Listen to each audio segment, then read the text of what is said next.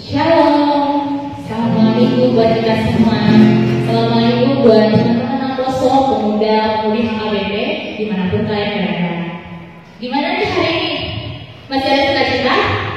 Tentunya dong. Hari ini kita boleh berkumpul di sini, kita mau beribadah kepada Tuhan. Seperti biasa, kita masih ibadah secara online, tapi nggak apa-apa. Untuk itu, saya mau mengajak teman-teman semua yang ada di rumah untuk mengambil sikap terbaik. Hari ini kita mau datang kepada Tuhan, kita mau menghadap Tuhan, kita mau menyerahkan hati kita, pikiran kita kepada Tuhan. Untuk itu, saya mengajak teman-teman semua untuk saat teduh sejenak.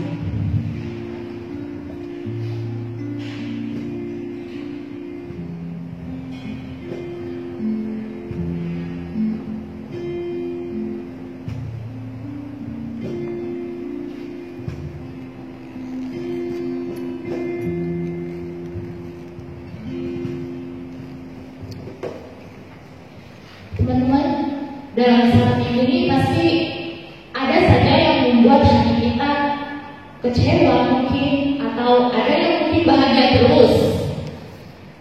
Setiap proses yang terjadi dalam hidup kita adalah bagian dari rencana Tuhan. Kita percaya Tuhan itu baik, Allah yang maha baik, dan Dia selalu memberikan waktu yang terbaik untuk kita. Untuk itu kita mau mengangkat pujian buat Tuhan, yaitu Allah itu baik.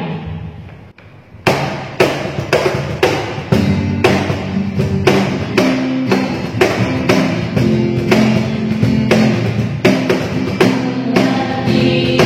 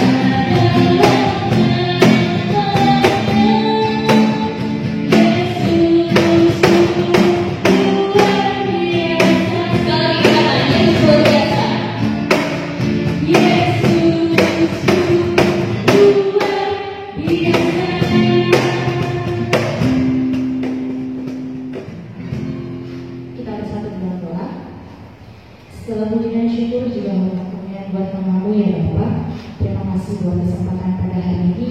Kalau kami boleh berkumpul di sini, khususnya karena kehendak Bapak.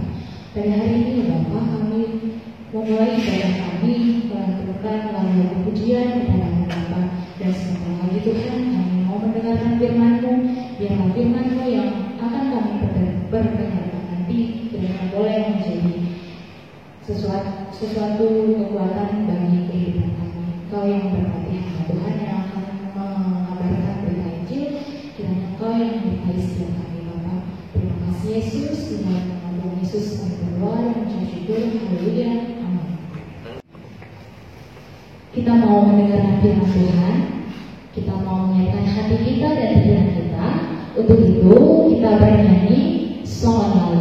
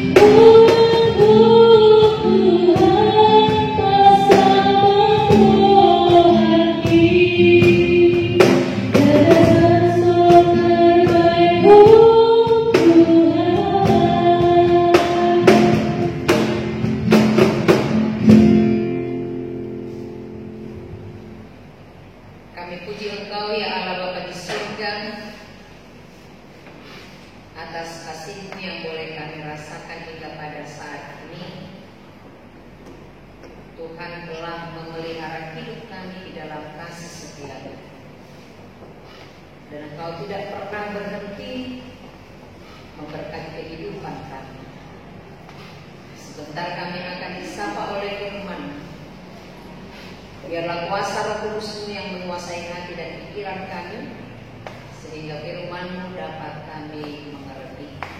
Dalam nama Yesus kami berdoa. Amin. Shalom. Ya, harapan kami, adik-adik kami remaja Naposo tetap dalam keadaan sehat ya. Firman Tuhan untuk kita dari kitab Yunus pasal 2.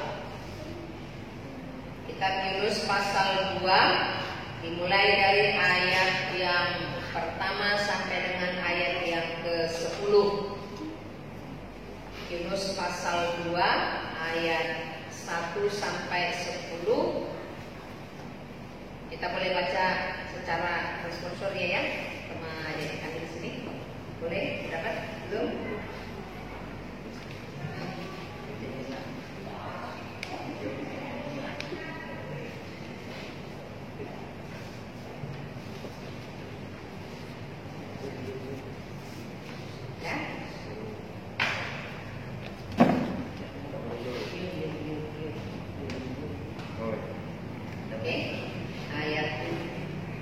Yunus pasal 2 ayat 1 sampai 10. Saya akan bacakan ayatnya yang pertama ya. Berdoalah Yunus kepada Tuhan Allahnya dari dalam perut ikan itu. Artinya, dalam kesusahanku aku berseru kepada Tuhan dan Dia menjawab aku. Dari tengah-tengah dunia orang mati aku berteriak dan mendengarkan suaraku. Telah kau lemparkan aku ke tempat yang dalam, ke pusat lautan. Lalu aku terangkum oleh arus air, segala gelora dan gelombangmu meliputi aku. Dan aku berkata, dari hadapan matamu, mungkinkah aku memandang lagi baikmu yang kudus? Segala air telah mengepung aku, mengancam nyawaku. Samudra raya merangkum aku, lumut lautan membelit kepalaku. Di dasar gunung-gunung, aku tenggelam ke dasar bumi. Pintunya terpalang di belakangku untuk selama-lamanya. Ketika itulah engkau menaikkan nyawaku dari dalam liang kubur, ya Tuhan Allahku. Ketika jiwaku letih lesu di dalam aku, teringatlah aku kepada Tuhan, dan sampailah doaku kepadamu ke dalam bait-Mu yang kudus. Mereka yang berpegang teguh pada berhala kesia-siaan, merekalah yang meninggalkan Dia, yang mengasihi mereka dengan setia. Tetapi aku dengan ucapan syukur akan kupersembahkan korban kepadamu. Apa yang kunazarkan akan kubayar. Keselamatan adalah dari Tuhan. Lalu berfirmanlah Tuhan kepada ikan itu, dan ikan itu pun memuntahkan Yunus ke darat. Sampai demikian pembacaan firman Tuhan. Ya, firman Tuhan untuk kita pada malam hari ini berbicara tentang Yunus, dan saya yakin Yunus bukan hal yang baru lagi untuk kita ya. Dari sekolah minggu sudah pernah kan dengan cerita tentang Yunus? Apa yang kita ketahui tentang Yunus? Nah, ada lagunya nggak ya? Gimana itu? Yunus di perut ikan, ya kan? Ada. Jadi artinya cerita atau kisah tentang Yunus itu kita sudah tahu. Mengapa dia sampai berada di perut ikan? Karena apa?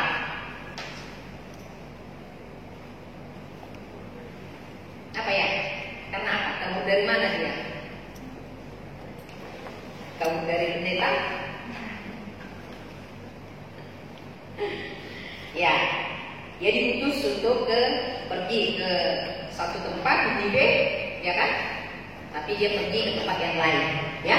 Jadi artinya Yunus itu diutus untuk menyampaikan firman Tuhan supaya tempat yang mau dituju itu bertobat.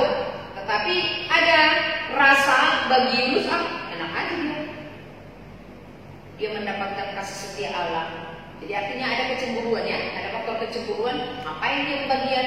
Biarin aja saya sendiri. Nah, itulah yang membuat dia membelok dari perintah Allah. Dia mengingkari panggilan dan pengutusan yang diberangkatkan ke Niniwe, tapi dia berusaha untuk mengelak ke sana karena dia tidak mau yang lainnya mendapatkan kasih setia atau anugerah pengampunan dari Allah.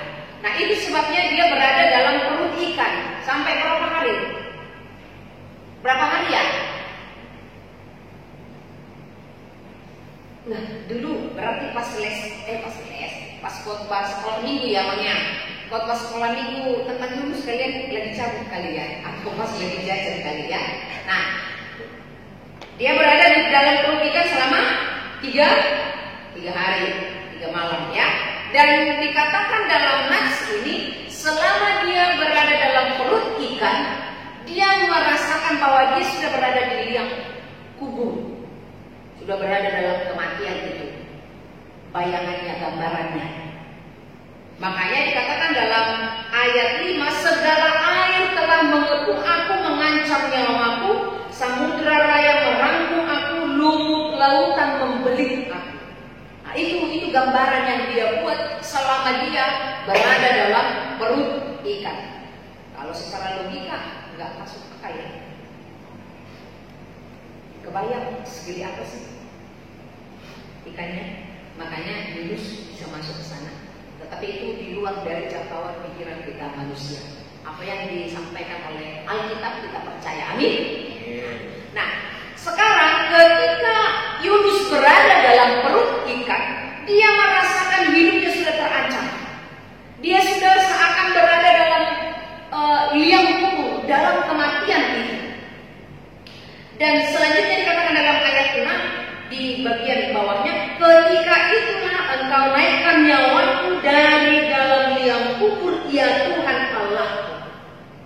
Jadi artinya di tengah-tengah perasaan yang sudah dibelit oleh penderitaan itu, terbelit dengan penderitaan itu, dikatakan ketika jiwaku letih lesu, ketika hatiku terpuruk, saat itulah teringat aku kepada Tuhan dan berdoa. Biasanya kita berdoa lebih sering. Saya mau tanya ke lebih tiga.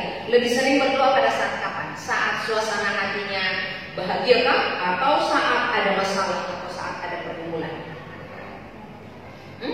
Saat ada masalah ya. Secara umum orang berseru memanggil nama Tuhan itu hanya pada saat dia lebih sering pada saat mengalami pergumulan atau masalah atau kesulitan, ya kan?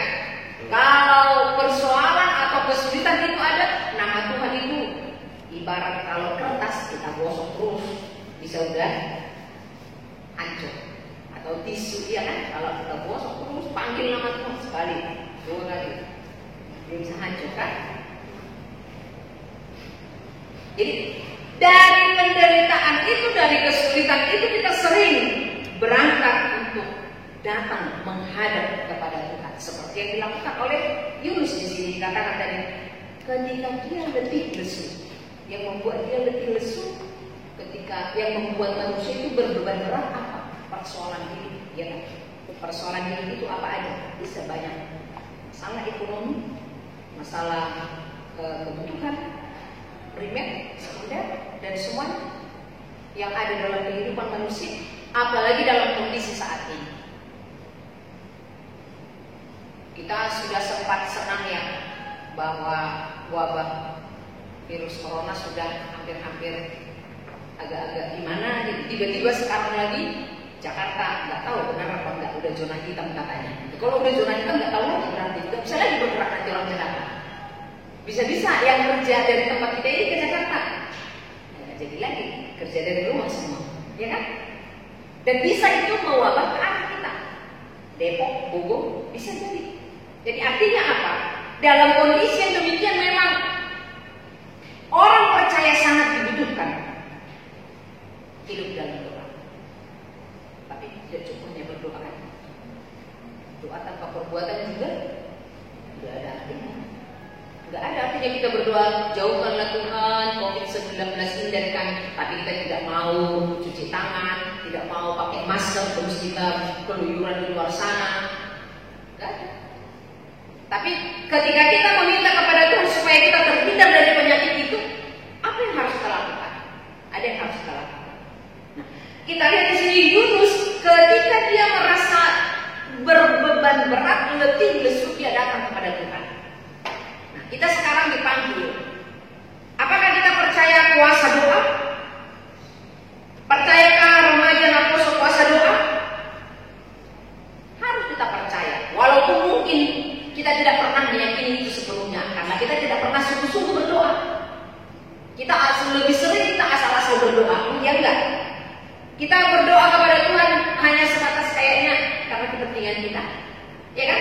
Kita mau ujian, Tuhan mau ujian tolonglah cerahkan pikiranku misalnya, ya kan? Itu kan karena kepentingan kita kan? Coba baca dulu Yakobus 5 ayat 16b apa itu? Yakobus 5 ayat 16b.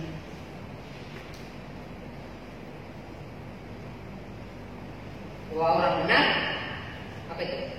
Dua orang benar bila dengan hati didoakan sangat besar kuasa. Sekali lagi dua ya. Doa orang benar bila dengan yakin didoakan sangat besar kuasanya. Jadi kuasa doa itu ada. Bagaimana saya meyakini, bagaimana saya mempercayai apa yang saya utamakan kepada Tuhan. Ketika saya berdoa, Tuhan saya mengalami pergumulan ini, Tuhan saya mau bebas dari ini, dan saya mengaminkan itu, dan saya melakukan apa yang saya doakan, maka itu akan terjadi dalam hidup kita. Apa yang kita kerjakan kita doakan, apa yang kita doakan kita kerjakan, maka kita akan merasakan kuasa Tuhan. Oleh karena itu, bagaimana remaja Naposo dulu menjadi pendoa-pendoa yang sungguh-sungguh, tidak asal berdoa, ya, tidak asal-asal berdoa. Supaya apa? Supaya rasa syukur kita itu benar-benar dari hati. Seperti yang dikatakan oleh Yesus. Ketika dia merasa lelah dengan semua penderitaannya selama di dalam perut ikan, dia sungguh-sungguh berdoa dan dia bernazar, dia mengucapkan terima kasih kepada Tuhan. Makanya ada pengakuannya, keselamatan itu hanya dari Tuhan.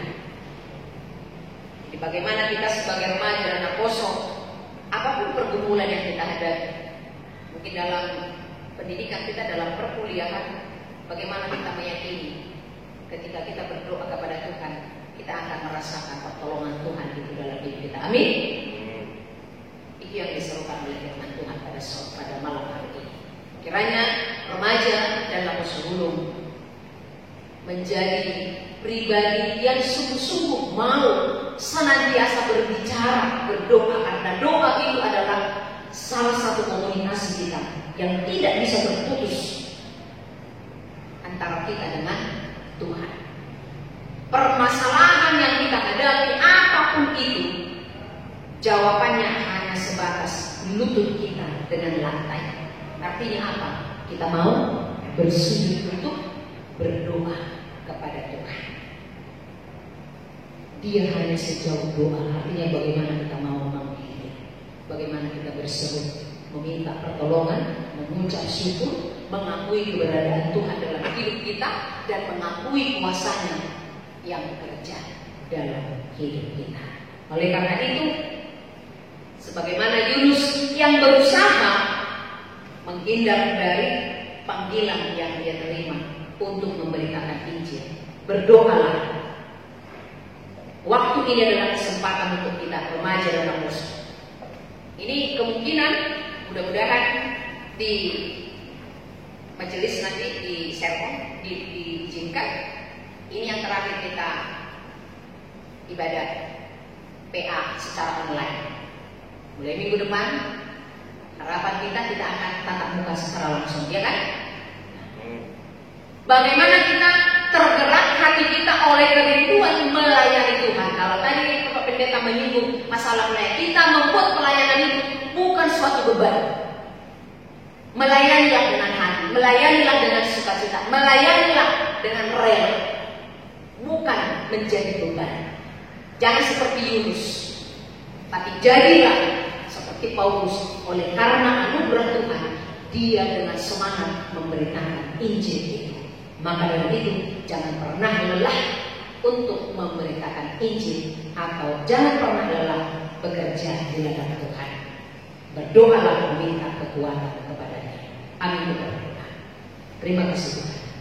Firman-Nya Tuhan, ajar kami anak-anakmu, remaja dan bos, untuk mau mempersembahkan diri kami dengan sungguh-sungguh melayani Tuhan, memuji dan memuliakan nama-Mu, dan hidup kami senantiasa mengandalkan Tuhan melalui doa kami. Dalam nama Yesus Kristus kami berdoa dan bersyukur. Amin.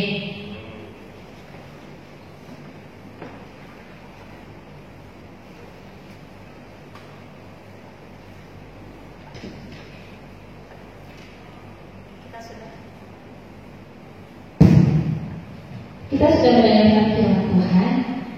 Untuk pesan-pesan yang saya dapat, yang saya dengarkan tadi, supaya kita jangan pernah lelah untuk berdoa, jangan pernah lelah bekerja di ladangnya Tuhan, karena Tuhan pasti menolong kita. Untuk itu kita mau mengangkat lagu pujian buat Tuhan. Kita bernyanyi jangan lelah.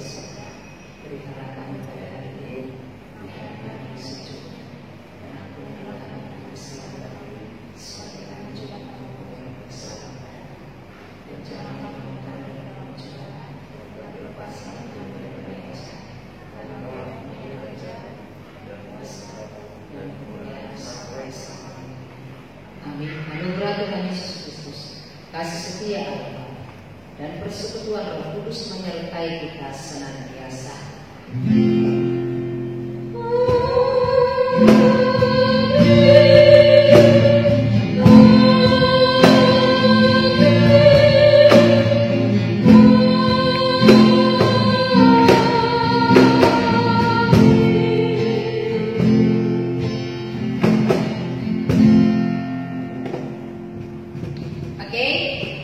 Jangan lupa ya, untuk mempersiapkan diri untuk ibadah bersama di minggu depan. Kita ibadah secara langsung.